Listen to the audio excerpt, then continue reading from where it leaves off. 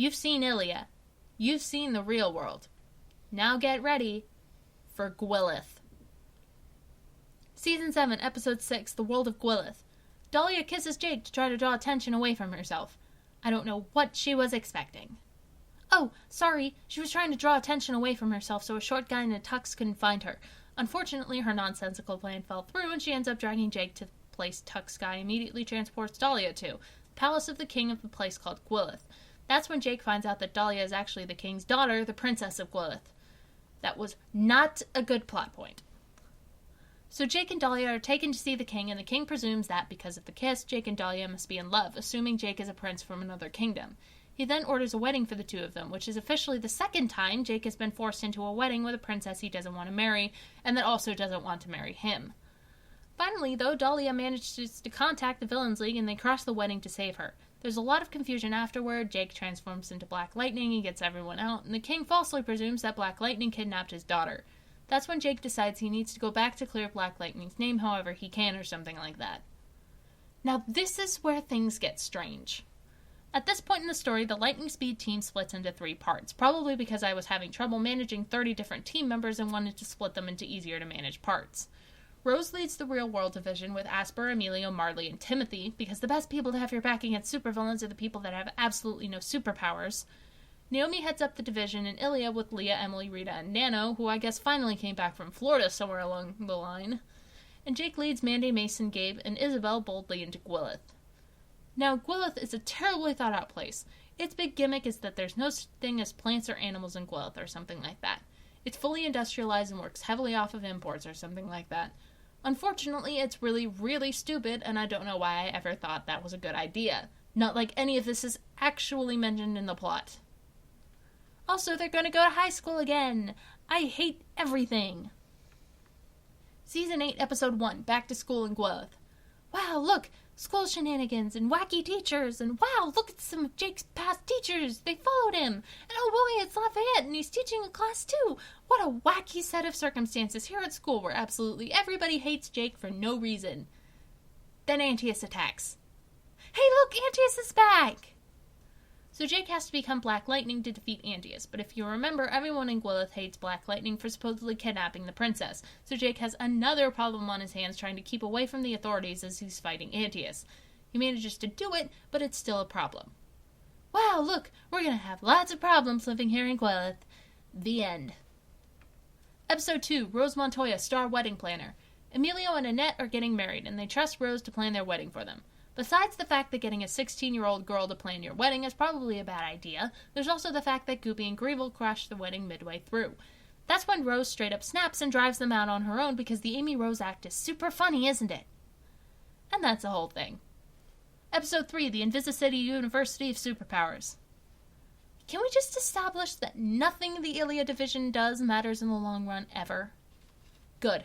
They're going to some superpower college that they never do anything at, and they meet a magic girl named Katie that joins the team. Let's also establish that nobody that joins the team from Season 8 on to Season 14 or something matters in the slightest at all ever, besides one of them, and I will tell you about her when she comes. Get it? Got it? Good. Moving on. Episode 4, The Mysteries of the Cloud Kingdom. Remember the mouse people? The Real World team is captured by the King of the Clouds and thrown into Cloud Jail, because the Clouds and the Mice had an agreement that the Mouse Princess was only supposed to marry the Cloud Prince, and the Mouse King broke that deal. Asper agrees to marry the Cloud Prince, but the Cloud King won't free Asper's friends, so she teams up with the Cloud Prince, a stand-up guy actually, to save everyone and go home, except the Cloud Prince doesn't come with them. Asper's relevant for the first time since her debut in Season 4. Also, the Mouse King is dead now for no reason. Yippee! Episode 5, Wade and Winona. Jake and the Gwilith team are attacked at school by 2 brand new Villains League recruits, Wade and Winona. They get defeated and start to run away, but Wade leaves Winona behind. Winona cries for mercy, and after a talk with the team, realizes she only follows her brother because he's stronger than her, and decides to join them instead. Wade finds her later, and she begs him to join her, but he calls her a traitor and fights her, scarring her all the way up her right arm before getting taken out by the rest of the team. Winona then realizes her brother is a jerk. Honestly, the story could have been a lot better if we'd had more time to get to know these characters. As of now, it feels half-hearted and rushed. Not much more to say about that. Also, Winona's the exception to that rule earlier. You're welcome. Episode 6, The Comet Heard Round the World. Oh gosh. So a comet is coming on a collision course with the real world, so the entire lightning speed team is recruited to stop it. They don't stop it, and the world is destroyed. That means that everyone in the real world has to live in Illia now, and they immediately start a war. Then everything disappears, and it turns out none of it ever happened, and all the real worlders are back home with no knowledge of Illia, except the ones that are affiliated with the lightning speed team, of course, I guess. This turn of events is never explained, ever. Also, a Wonder Girl named Rebecca leaves the Wonder Girls and joins the team because cool, I guess. You might think I'm kidding about all this. I am absolutely not. This actually happened. I want to slap past me so badly. Season 9, Episode 1, Mandi's Secret. Oh boy. In this episode, we find out that Mandi's father created a robot to replace his daughter after she came down with a fatal disease that he managed to cure, but he wasn't ready to let his daughter back out into the world, so he let the robot take her place for most of her life. Jake finds this out through practicing his electric mind control that he definitely can't do because fake science. Also, the other Mandi acts just like how her robot version did previously, even though she'd been locked away from the world most of her life. And everyone is absolutely okay with this outcome. This episode is really stupid and it completely ruins Mandi's character for the rest of the series, so I like to pretend it doesn't exist. Ready? Pretend with me, everyone. 3, 2, 1. Episode 2, the FBI returns. The FBI has a new leader again, and said new leader ambushes the lightning speed team base in the real world and arrests Rose. Thankfully, though, Rose is able to use the powers of flirting to get the officers holding her to let her go, and she escapes. That's literally all that happens. End me. Episode 3, Revenge of the Cloud King. The episode where our hero, who's defeated cyborgs and demons bent on his destruction, is suddenly attacked by mice and clouds. Jake's ambushed at school by the combined forces of the Mouse Kingdom and the Cloud Kingdom. He defeats them with the help of his friends. The end. Episode 4, Chaotic Dreams.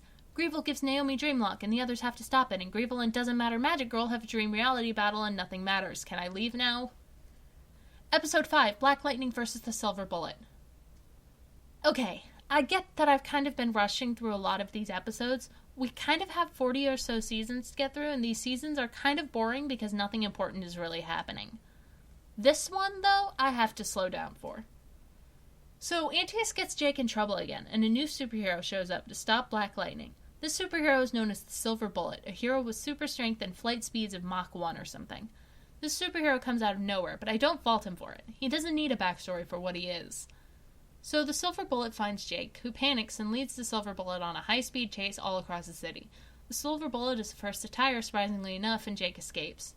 Now, this premise is not a bad premise. It could have been really great with some more time and care, but it's not all that bad even in its current state. But it's not over, and it takes a complete 180 into awful really fast. So the next day, the same chase scenario happens again, only this time the Silver Bullet is suddenly taken down by none other than Dun, dun, dun. Nyla. Wow, hello, dumbest plot twist in history. So Nyla's back and she fights Jake, but she's suddenly stopped by Dun, dun, dun. Scylla. Wow, hello, other dumbest plot twist in history.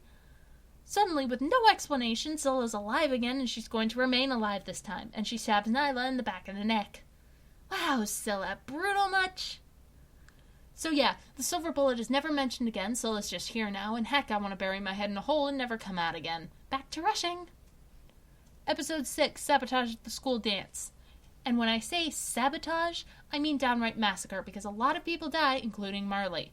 For no reason. How about this summary, though? Rose Montoya has been appointed head of the decorating committee for the upcoming school dance. She chooses her committee and gets to work, but someone keeps sabotaging the preparations. The prime suspect is a girl named Gloria Forreston, who is not chosen to be on the committee. But when the committee members go missing, Rose suspects there's a much deeper element to the whole situation. Finally, it's the night of the dance. Rose is optimistic, but all that disappears when the decorating committee is found. Every single member is dead, including Marley Jacobs. Just then, the killer reveals herself. She's an assassin named Kelly Green, sent by the Villains League to kill the Lightning Speed team. She and Rose then duke it out, but Kelly seems to have the upper hand. That is, until Rose turns the tables and uses her hammers to block Kelly's weapons. Rose soon has Kelly beat, but Kelly then reveals that she let Rose beat her. Rose is confused until Kelly explains that the Villains League forced her to go after the team, and she wasn't sure if she actually wanted to kill anyone until it was too late. Just interjecting a second, that's a load of actual bullcrap, Kelly, and you know it. Rose forgives Kelly and asks her to join the team. Don't do that, Rose. That's actually the worst idea ever. Send her to jail right the heck now. Kelly accepts, but there was someone else there too.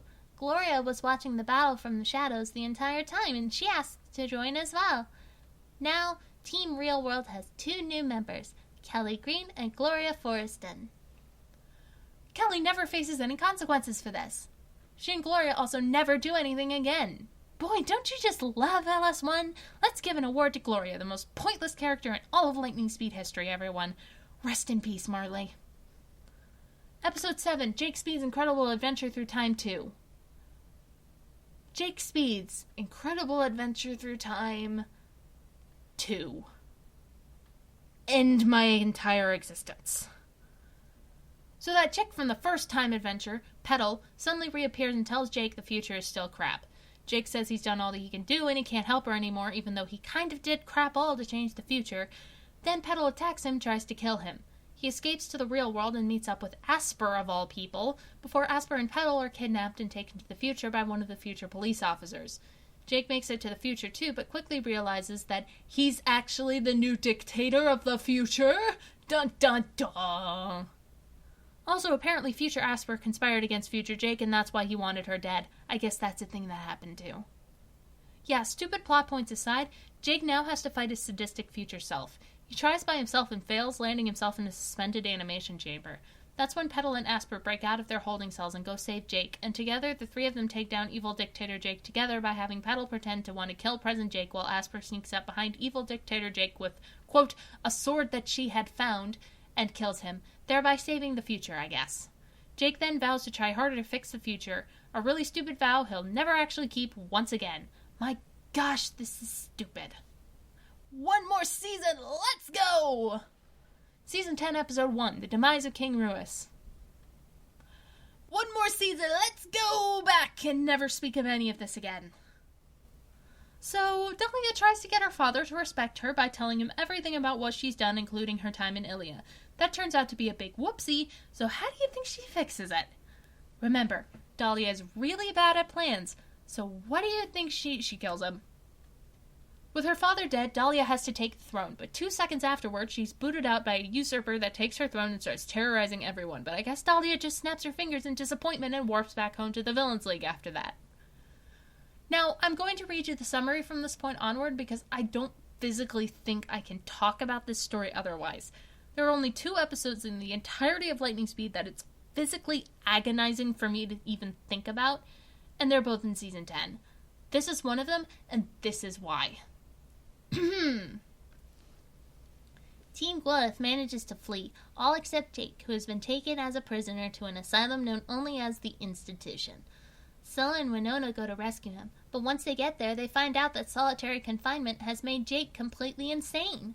They only find out that after they freed him, and Jake goes blazing out of the institution toward the palace in Gwilithia. It turns out that, along with being insane, Jake has also turned into a homicidal psycho, laughing insanely as he brutally murders the dictator.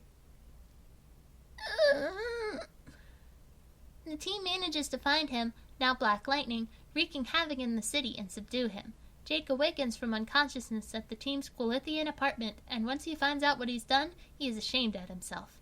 Now the kingdom of Gwilith is slowly but surely turning into a dictatorship, and at this point it's a free-for-all for the throne. We're going to play the pretend game again, and pretend this bad boy doesn't exist too. Ready?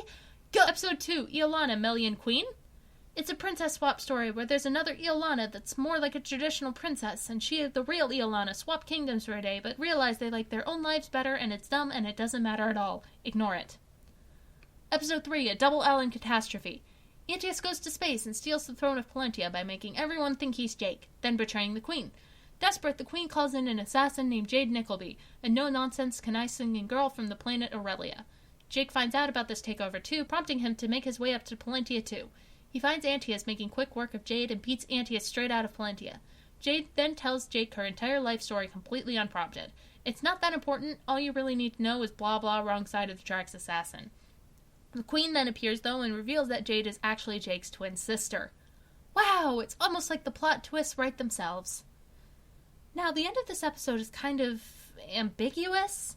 One version says that Jade repented of her assassin ways and tried to help people from then on, but the version that's actually canon to the series says Jade just shrugged and left and never changed. That's the good version.